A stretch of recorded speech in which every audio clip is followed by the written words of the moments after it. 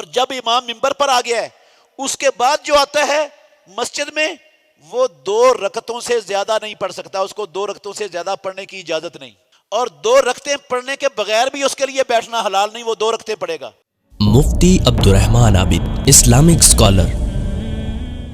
عزیز بھائیو، جمعہ یہ ہفتے بعد آتا ہے، جمعہ چونکہ ہفتے میں 1 مرتبہ آتا ہے تو جمعے والے دن کے جمعے کی نماز کے 2 فرض ہیں، اور جمعے والے دن بھی رسول مکرم صلی اللہ علیہ وسلم نفلوں کا اہتمام کرتے تھے۔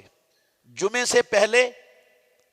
سے پہلے جب تک امام منبر پر نہیں آتا اس وقت تک جو لوگ آتے ہیں ان کے لیے نوافل کی کوئی مقدار مقرر، کوئی تعداد مقرر نہیں ہے۔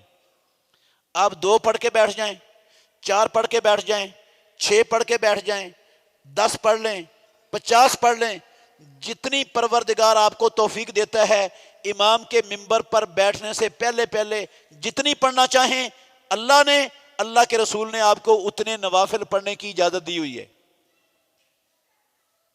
نوافل نہیں پڑھنے، درود پڑھے محمد رسول اللہ صلی اللہ علیہ وسلم پر۔ یہ جمعے والے دن درود پڑھنے کی خصوصی تلقین کی ہے مدینے والے امام محمد رسول اللہ صلی اللہ علیہ وسلم نے۔ درود پڑھ کے تھک گئے ہیں، قرآن مجید کی تلاوت کریں، دوسرے اذکار کریں، انتظار میں بیٹھیں کہ امام آئے گا اور پھر ہم خطبہ سنیں گے۔ اور جب امام منبر پر آ گیا ہے اس کے بعد جو آتا ہے مسجد میں وہ 2 رکعتوں سے زیادہ نہیں پڑھ سکتا، اس کو 2 رکعتوں سے زیادہ پڑھنے کی اجازت نہیں، اور 2 رکعتیں پڑھنے کے بغیر بھی اس کے لیے بیٹھنا حلال نہیں، وہ 2 رکعتیں پڑھے گا بیٹھنے سے پہلے مسجد میں۔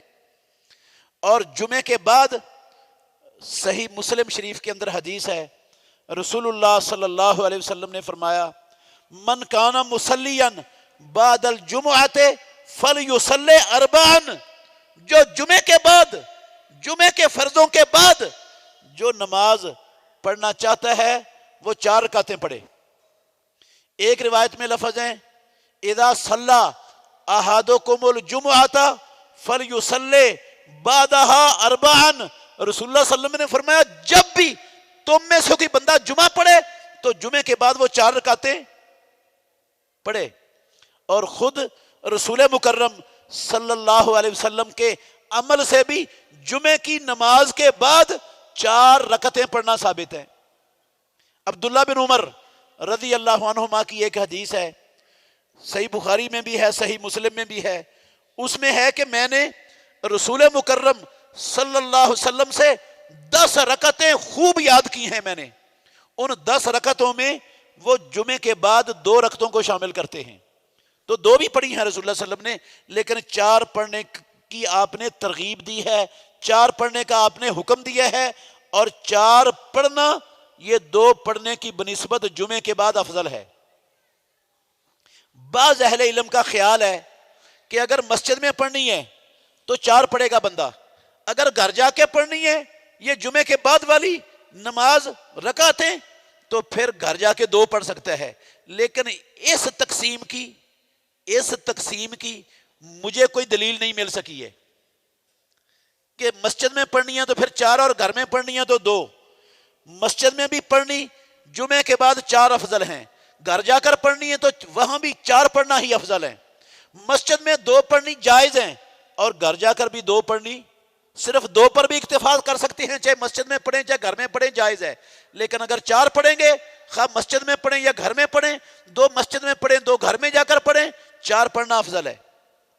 تو یہ رسول مکرم صلی اللہ علیہ وسلم کی جمعے کی نماز سے پہلے والی اور جمعے کے نماز سے بعد والی یہ رکھتے ہیں، ان 31 کے ساتھ آپ ان کو بھی شامل کر لیں تو زیادہ ہو جائیں گی۔